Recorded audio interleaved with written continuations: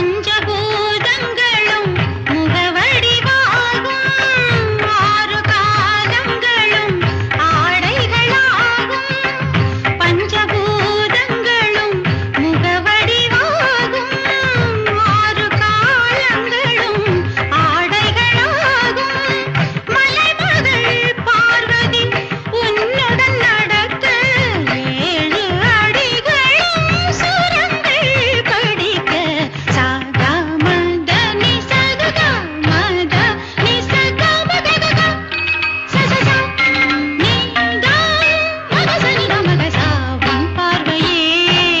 எட்டு திசைகளே உன் சொற்கள்